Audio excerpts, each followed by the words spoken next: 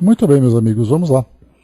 Iniciando então aqui agora, né, uma nova fase do nosso trabalho, uma nova etapa depois de nós concluirmos, né, esse ciclo de 5 obras de Manuel Filomeno de Miranda.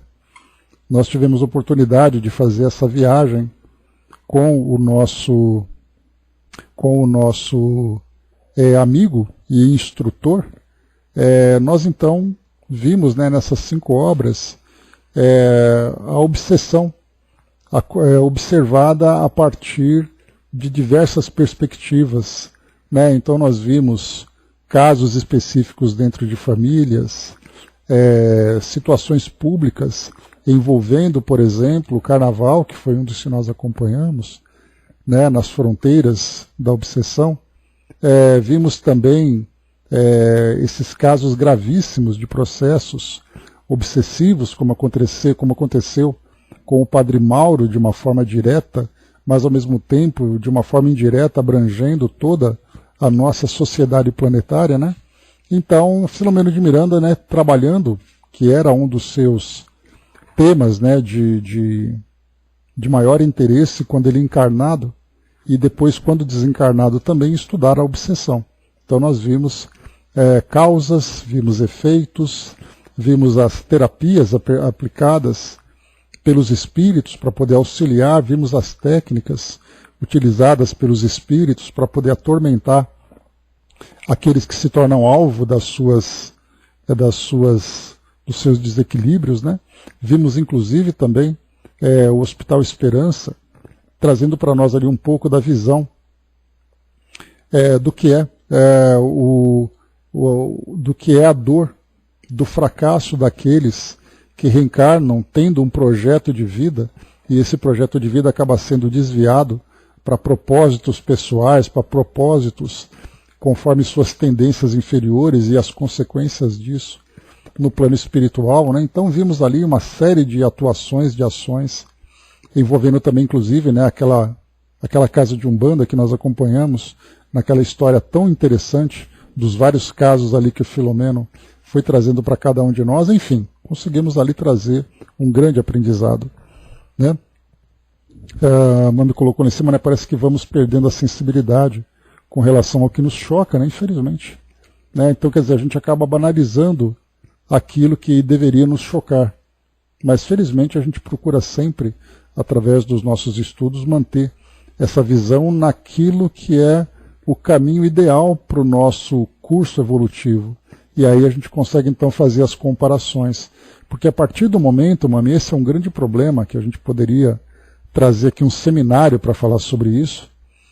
Quando nós pegamos a humanidade, que ela vai se distanciando da sua real essência espiritual, ela começa a viver de acordo com os estímulos e as regras do mundo material, em que o que vale para nós são as sensações, são as aparências, são as ilusões, porque nós simplesmente fugimos da realidade, nós não conhecemos a realidade. De um modo geral, nós vemos que as religiões, elas estão tendo como grande preocupação o arrebanhamento de uma grande população, sem, entretanto, cumprir o seu papel efetivo, que é educar os espíritos que se aproximam de suas filosofias. Então nós acabamos frequentando religiões, mas vivendo em função daquilo que o mundo vai nos oferecendo. E isso vai fazendo com que, pelo fato de nós perdermos as referências com relação a esses valores mais nobres, os valores mais elevados, nós acabamos nos acostumando com aquilo que o próprio mundo oferece.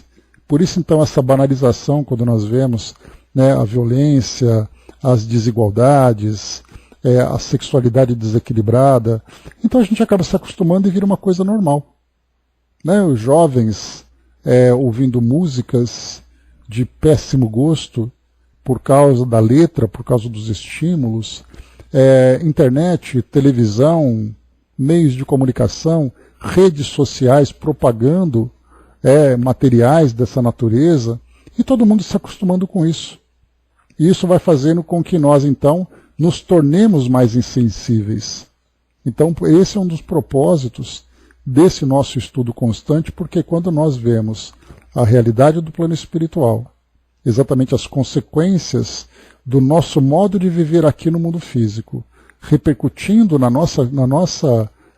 continuidade no mundo espiritual, nós conseguimos fazer sempre esse parâmetro, fazer sempre essa comparação, ter essa referência de perceber que o fato de nós estarmos constantemente envolvidos e banalizando esses valores tão inferiores que nós estamos absorvendo, nós olhamos para o mundo espiritual e percebemos como nós estamos distantes. Então é fundamental que nós sempre tenhamos em mente essa referência mais elevada para fazer uma comparação com aquilo que nós vivemos hoje. E por isso que é a necessidade de vermos as próprias instituições reformulando os seus valores, reformulando os seus princípios e até mesmo a sua filosofia para poder fazer com que a humanidade volte, enquanto uma humanidade espiritual encarnada, ela seja resgatada desse ambiente tão fútil que nós acostumamos a viver, né? É como se a materialidade estivesse cada vez mais impregnada, exatamente por falta da referência espiritual, né? Dudu colocou, parece que o ser humano está regredindo, né? Na verdade, nós estamos ali estagnados, porque continuamos nessa mesma situação. E aí, com o passar do tempo, conforme nós vamos despertando, aí começamos a caminhar para frente, né? Jerusa colocou, né, construindo lentamente, iniciando por pequenas mensagens subliminares praticamente imperceptíveis, né? Então, até mesmo essas estratégias são utilizadas para poder gradualmente ali nos anestesiando, né? Que é como se fosse ali aquele entorpecente, né? Que você começa com doses sutis, nem vai percebendo e de repente você está totalmente envolvido sem se dar conta, né? A Girina colocou, já passaram 2024 anos que Jesus veio trazer a luz. O nosso aprendizado ainda está a passos de tartaruga, infelizmente, né? O Brás colocou, o magnetismo coletivo do mal foi tão forte que muitos espíritas da minha cidade caíram, né? Foi o que Filomeno trouxe para nós naquelas colocações, né? Mas enfim, estamos aqui trabalhando para poder fazer com que nunca percamos esse horizonte que nos orienta, tendo aquele semáforo, aquele farol, que é ali a nossa maior referência, que é Jesus nos puxando para aquela direção, nos orientando no caminho que nós temos que percorrer. Se nós perdermos esse foco, aí então seremos aquele barco à deriva, vivendo em função das ondas, né, e das tempestades, das sensações humanas, né? Então é um trabalho difícil, mas hoje nós podemos dizer que nós não estamos sem referência. Seguir ou não é uma opção nossa, mas a referência está presente para todos nós, e a doutrina procura trazer isso, falando sobre a realidade espiritual, mostrando exatamente que ela está sendo construída a partir da nossa vivência terrena. Mas muito bem, meus amigos, vamos lá então, passando para a segunda fase aqui do nosso trabalho. Nós então, terminando esse ciclo de livros do Filomeno de Miranda, a gente começa agora com esse novo ciclo agora de livros de Chico Xavier, seguindo, né, aquela nossa proposta de estudar essas obras desconhecidas do Chico, obras que são tão interessantes, obras infelizmente desconhecidas pela grande, mas grande maioria dos espíritas. Então isso serve para nós como um estímulo, porque enquanto nós estudamos aqui 10 obras, nós somos instigados a conhecer outros trabalhos, outras obras que também acabam ficando engavetadas, acabam ficando perdidas, né?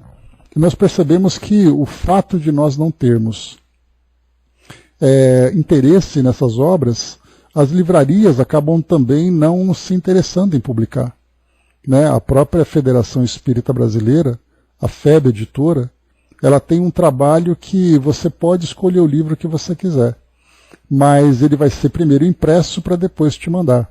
Então já não é mais aquele livro de prateleira. Ele é um livro, né, chamado, como eles colocam, né, um livro sob demanda. Então é o FEB On Demand.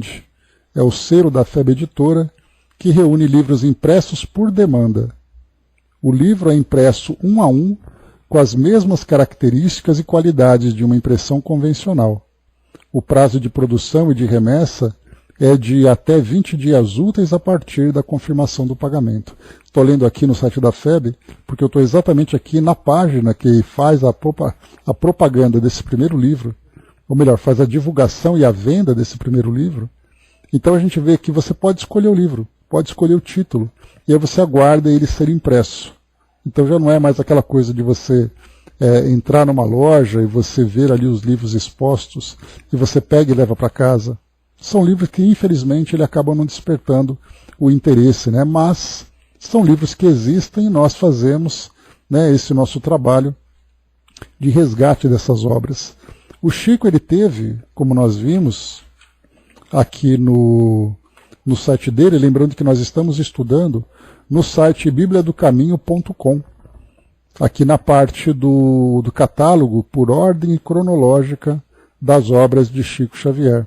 Né? Então aqui a gente tem, desde o primeiro livro, o Parnaso de Além Túmulo, que traz para nós ali uma quantidade de poesias, autores diversos, né? Lá em Pedro Leopoldo, em 1931, dezembro de 1931, até a última obra dele publicada, que nós vamos aqui então para o livro 467, em 2023, que foi publicado, um livro que já estava guardado, chamado Brilhantes no Caminho.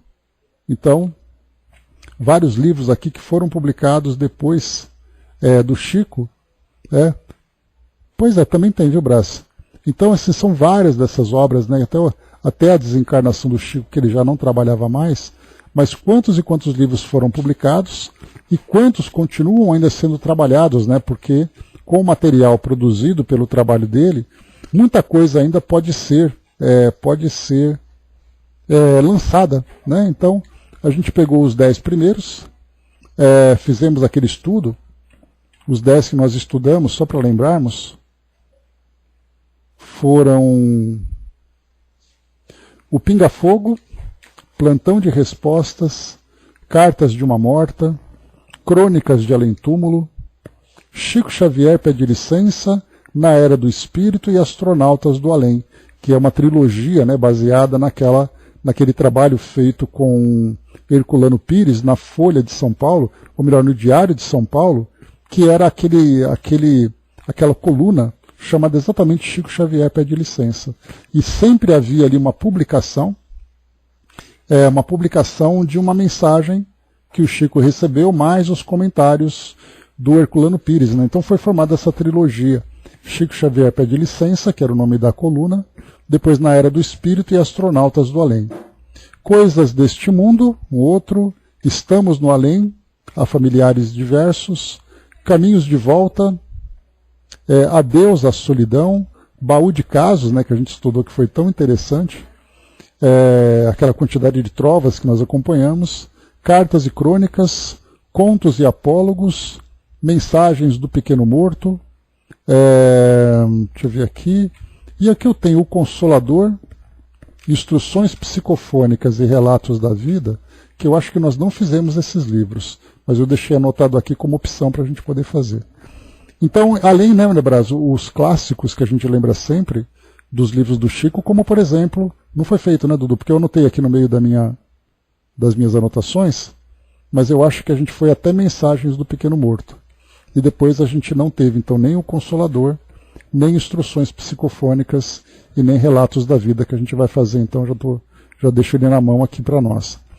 Então, nessa próxima sequência de livros que a gente vai estudar, o primeiro que eu separei aqui foi Humberto de Campos, né, porque ele escreve muitas crônicas, né, lembrando que Humberto de Campos, deixa eu pegar aqui direitinho, Humberto de Campos, ele nasceu no Maranhão e ele viveu entre 1886 até 1934, aos 48 anos de idade.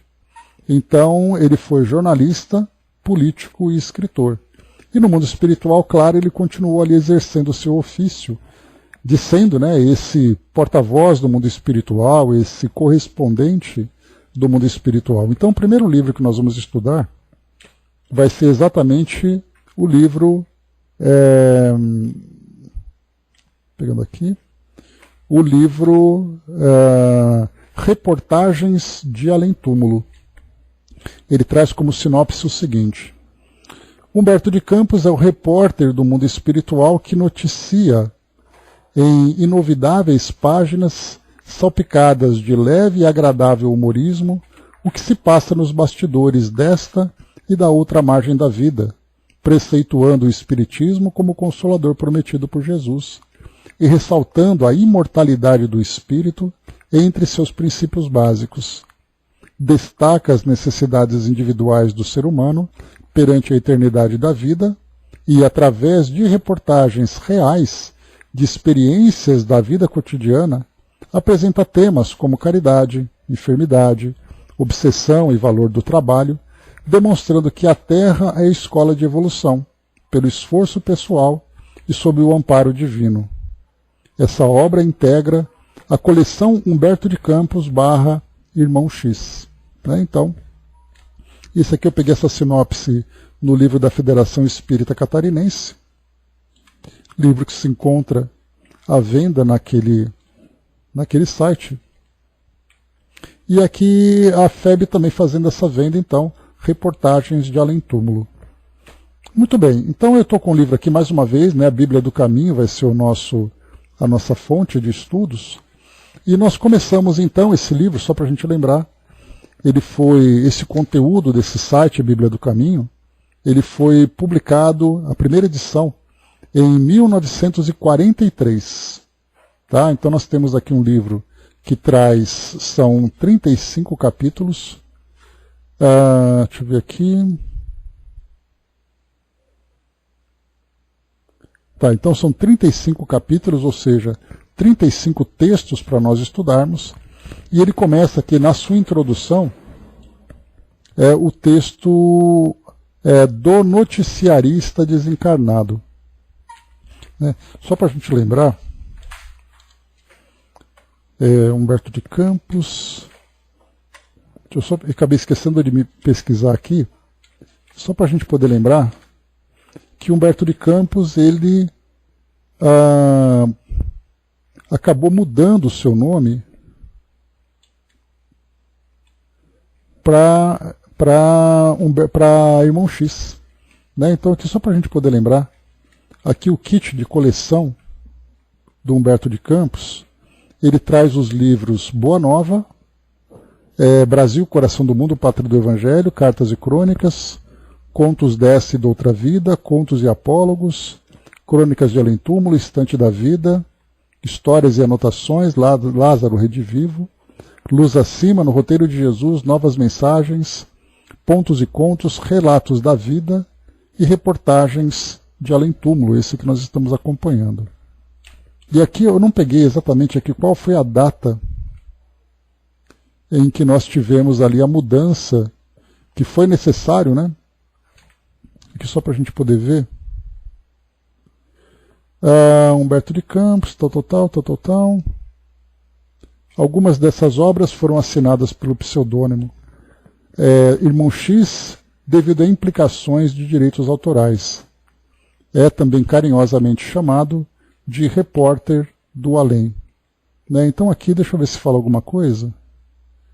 Quando que ele então teve que mudar o nome, por causa daquele processo, que nós conhecemos, a história, porque os livros passaram a ser vendidos, e aí então a família entrou com um processo contra a Federação Espírita Brasileira para receber os direitos autorais.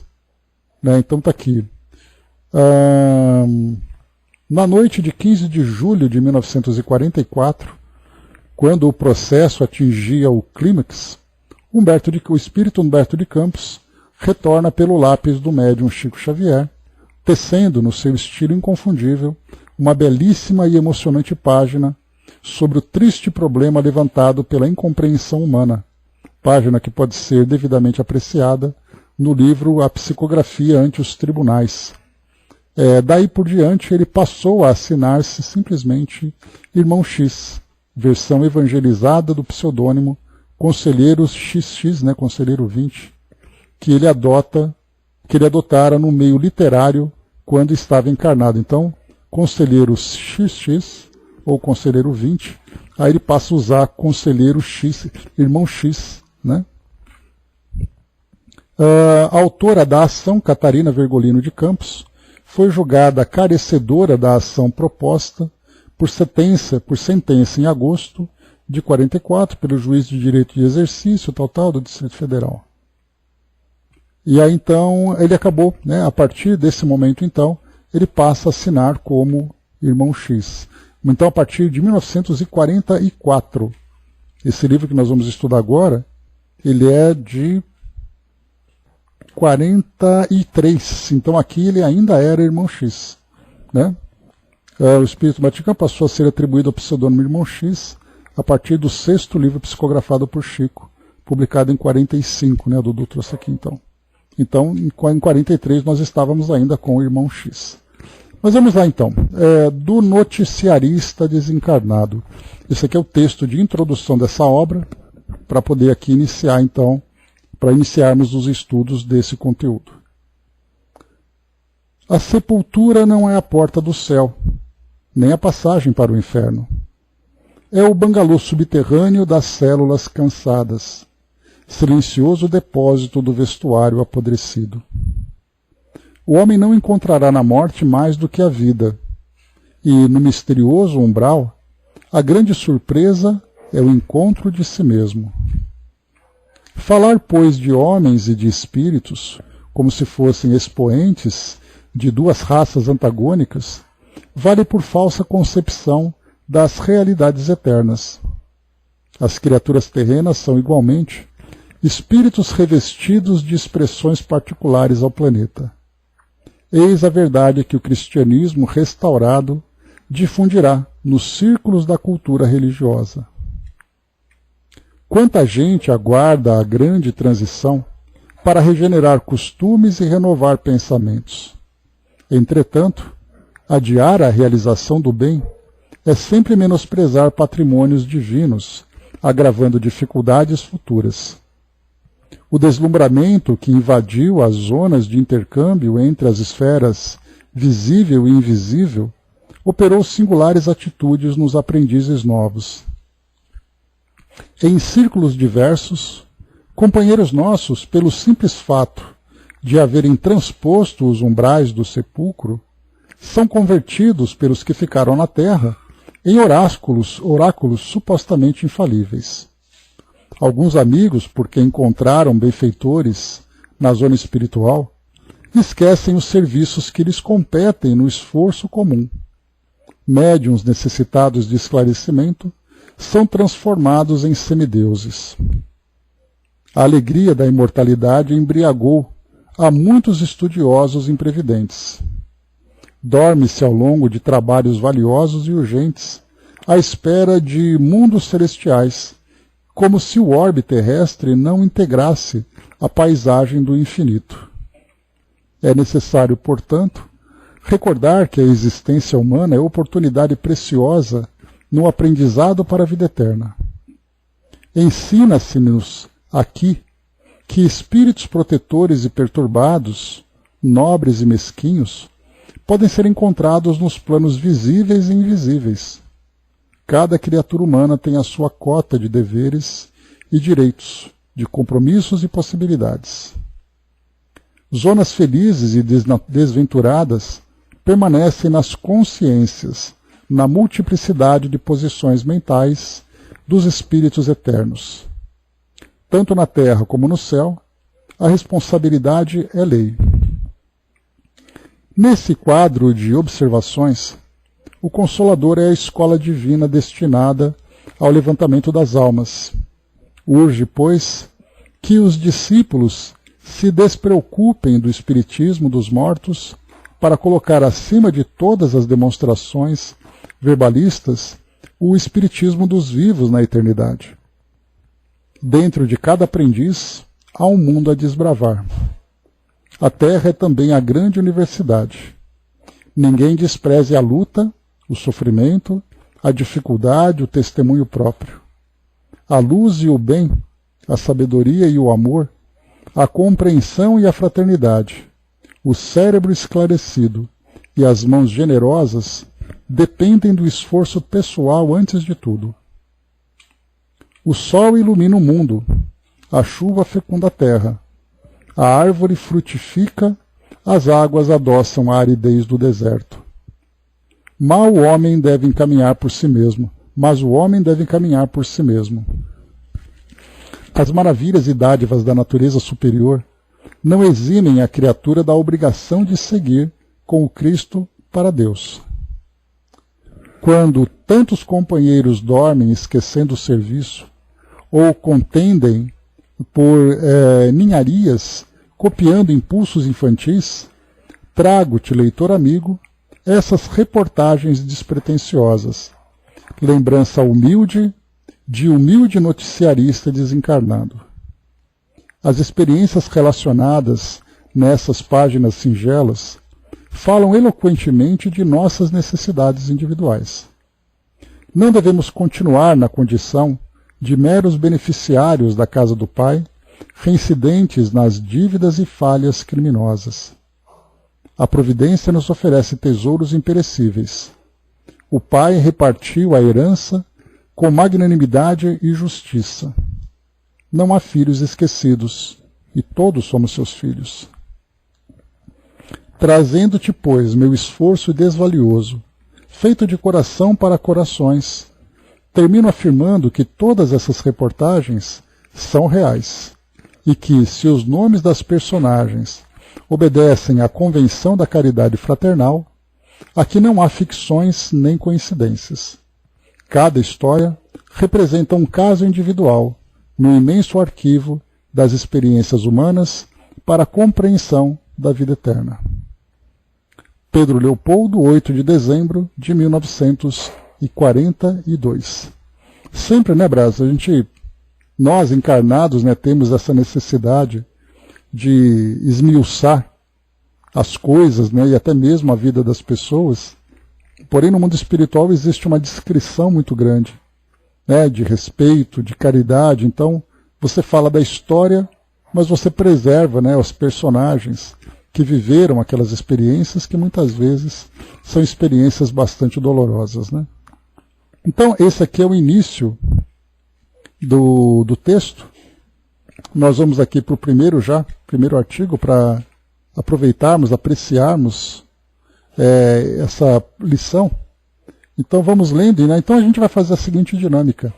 A gente vai fazendo a leitura da história e depois aqui fazendo, né, os eventuais comentários que dizem respeito aqui ao aprendizado, né, que a doutrina pode nos oferecer. Então o primeiro artigo, Amarguras de um Santo. Diz assim então para nós. Só um instante. Que é o mais importante, né? A lição acima de tudo.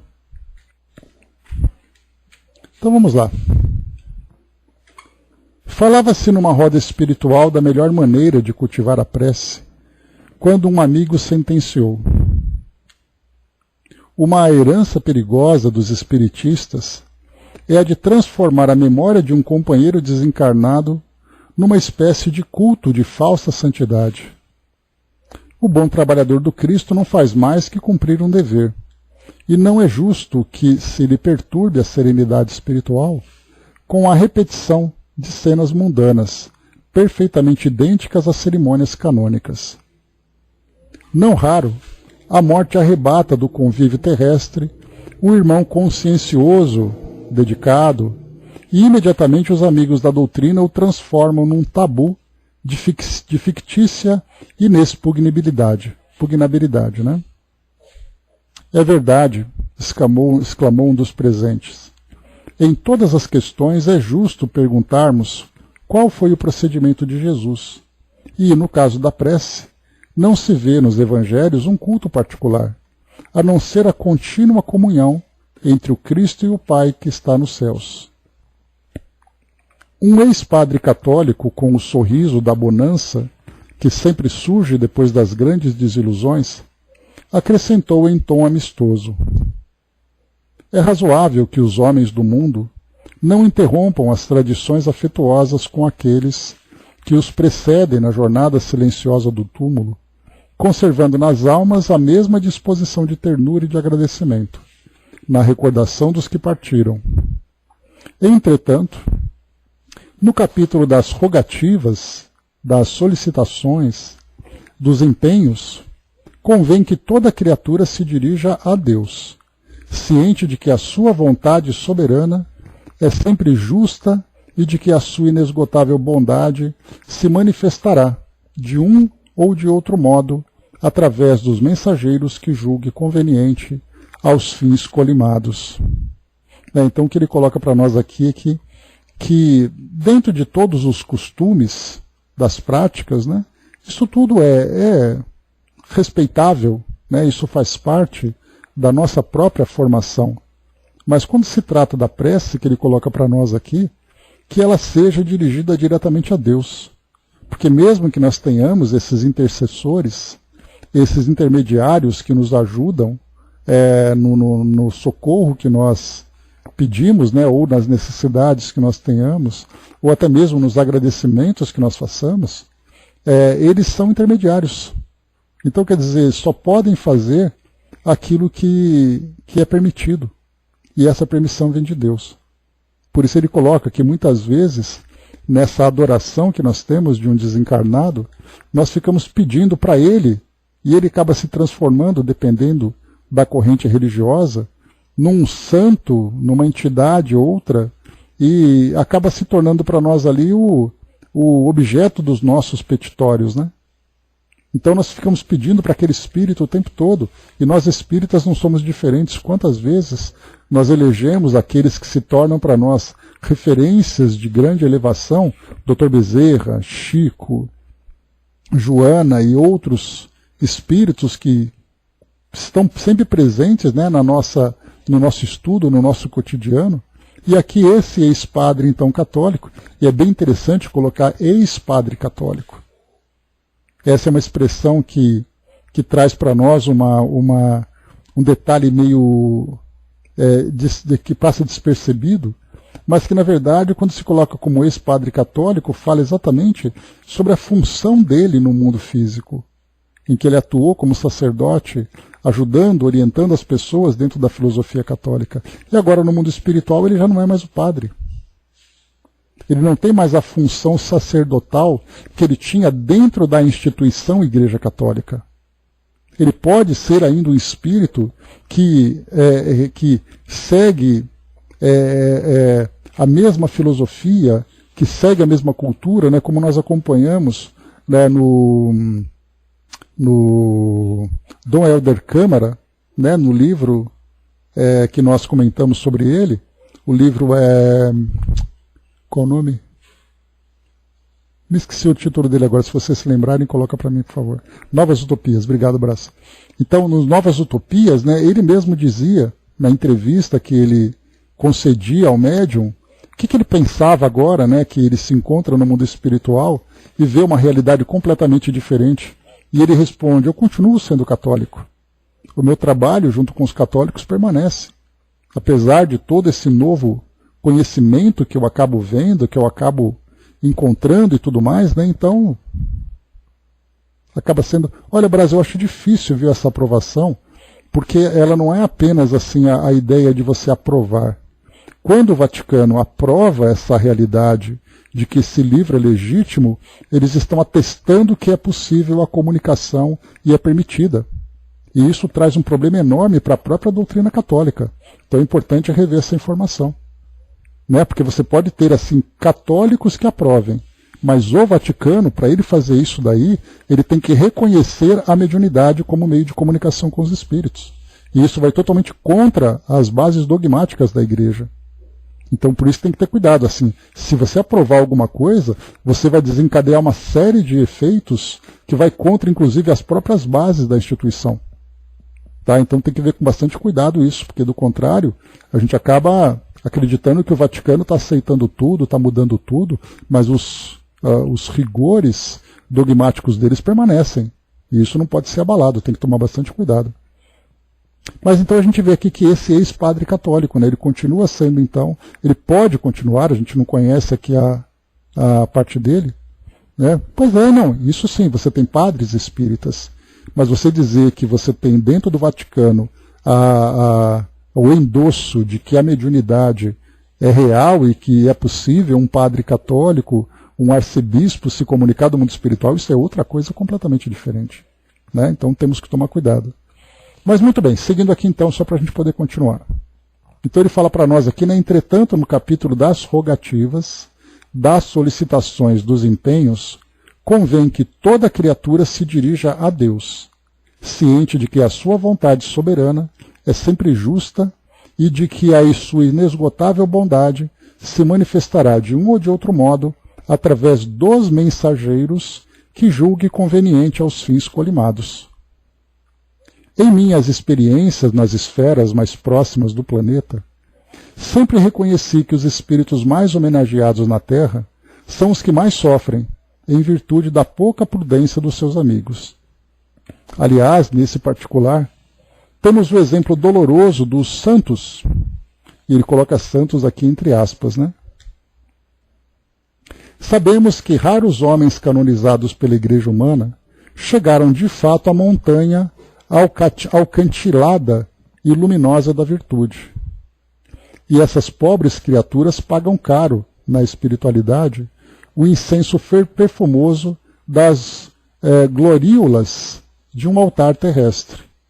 Então, interessante ele colocar para nós que são raros aqueles que são canonizados, que são, né, reconhecidos como santos por nós encarnados, que no mundo espiritual são reconhecidos de fato com essa luminosidade, digamos assim.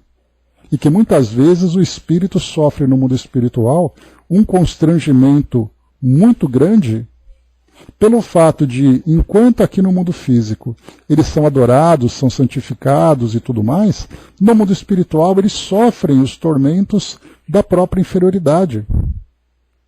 Então, quantos são aqueles que são ainda chamados de santo isso, santo aquilo, santa tal coisa, porque aqui dentro das nossas práticas culturais, principalmente dentro das tradições católicas, eles são então adorados nesse sentido com datas comemorativas, com festas e tudo mais, e no mundo espiritual o espírito é um espírito comum ali tentando superar as próprias imperfeições. Então é isso que ele coloca para nós aqui, nesse trecho. Então por isso ele põe, essas pobres criaturas pagam caro na espiritualidade o incenso perfumoso das gloríolas de um altar terrestre. A palestra tomava um caráter dos mais interessantes, quando o mesmo amigo perguntou de repente, depois de uma pausa: "Vocês conhecem a história de São Domingos Gonzales?" E enquanto os presentes entreolhavam-se mudos, em íntima interrogação, continuou: "Domingos Gonzales era um padre insinuante, dotado de poderosa e aguçada inteligência. Sua carreira sacerdotal, dado o seu caráter flexível, foi um grande voo para as posições mais importantes e elevadas. Dominava todos os companheiros pelo poder da sua palavra quente e persuasiva, cativava a atenção de todos os seus superiores pela humildade exterior de que dava testemunho, embora sua vida íntima estivesse cheia de penosos deslizes. A verdade é que lá pelos fins do século XV, ele era o inquisidor geral de Aragão. Mas tal foi o seu método condenável de ação, no elevado cargo que lhe fora conferido, que por volta de 1485, os israelitas o assassinaram na Catedral de Saragoça, em momento de sagradas celebrações. O nosso biografado acordou no além-túmulo com as suas chagas dolorosas, dentro das terríveis realidades que lhe guardavam o espírito imprevidente. Mas os eclesiásticos concordaram em pleitear-lhe um lugar em destaque nos altares humanos e venceram a causa. Em breve tempo, a memória de Domingos transformava-se no culto de um santo, mas aí agravaram-se no plano invisível os tormentos daquela alma desventurada. Envergonhado e oprimido, o ex-padre, influente no mundo, sentia-se qual mendigo faminto e coberto de pústulas. Nós, porém, sabemos que as recordações pesadas do planeta são como forças invencíveis que nos prendem à superfície da Terra, e o infeliz companheiro foi obrigado a comparecer embora invisível aos olhos mortais, a todas as cerimônias religiosas que se verificaram na instituição de seu culto. Domingo Gonzalez, assombrado com as acusações da própria consciência, assistiu a todas as solenidades. Desculpem. Onde eu parei? Domingos Gonzalez, assombrado com as acusações da própria consciência, assistiu a todas as solenidades da sua canonização, sentindo-se o mais desgraçado dos seres. As pompas do acontecimento eram como espadas intangíveis que lhe atravessassem de lado a lado o coração vencido e sofredor. Os cânticos de glorificação terrena ecoavam-lhe no íntimo como soluços da sombra e da amargura. E desde essa hora intensificaram-se-lhe os padecimentos. Sua angústia agravou-se, primeiramente em virtude da nova posição do círculo familiar. Os que lhe eram afins pelo sangue entenderam que não mais deviam o tributo comum de trabalho e realização ao mundo. Como parentes de um santo, não mais quiseram trabalhar. E essa atitude se estendeu aos seus mais antigos companheiros de comunidade. Os poucos valores da agremiação religiosa a que pertencera desapareceram. Seus colegas de esforço estacionaram voluntariamente na preguiça criminosa e no hábito das homenagens sucessivas. O grupo havia produzido um santo. Devia ser o bastante para a garantia de uma posição definitiva no céu. O espírito infeliz contemplava semelhante situação, banhado em lágrimas expiatórias, e o seu martírio continuou. Sabemos que um apelo da terra é recebido em nosso meio, tão logo seja expedido por um coração que se debata nas lutas redentoras do mundo. Se o serviço postal do orbe pode estar sujeito aos erros de administração ou à má vontade de uma estafeta, desviando seu destino uma mensagem, no plano espiritual não se verificam semelhantes perturbações. A solicitação justa ou injusta dos homens vem ter conosco pelos fios do pensamento, na divina claridade do magnetismo universal. E Domingos começou a receber os pedidos mais imprudentes de seus numerosos devotos. A alma desventurada ficou absolutamente presa à terra e de instante a instante era obrigada a atender aos apelos mais extravagantes e mais absurdos. Se um criminoso desejava fugir à ação da justiça no mundo, valia-se de Domingos, invocando-lhe a memória entre receios e rogativas. As mães desacisadas, que não cogitavam na educação dos filhos em pequeninos, lhe rogavam de joelhos a correção tardia dos filhos transviados em maus caminhos. Os velhacos que faziam promessas a fim de realizarem um bom negócio, as moças casadouras lhe imploravam a aliança do noivo rebelde e arredio, os sacerdotes pediam-lhe a atenção dos superiores, e finalmente todos os sofredores sem consciência lhe suplicavam o afastamento da cruz de provações que lhes era indispensável. Chumbado ao mundo, Domingos, durante mais de um século, perambulou pelas casas dos devotos, pelas estradas desertas, pelos círculos de negócios, pelos covis dos bandidos. Seu aspecto fazia pena. Foi quando, então, dirigiu a Jesus a súplica mais fervorosa de sua vida espiritual, implorando que lhe permitisse voltar à terra a fim de esconder no esquecimento da carne as suas enormes desditas. Queria fugir do plano invisível, detestava o título de santo, aborrecia todas as homenagens, atormentava o altar do mundo. Suas lágrimas eram amargas e comovedoras, e o Senhor, como sempre, não lhe faltou com a bondade infinita. Assim como um grupo de amigos influentes procura colocação para o homem desempregado e aflito no mundo, alguns companheiros dedicados vieram oferecer ao pobre espírito sofredor uma reencarnação como escravo no Brasil.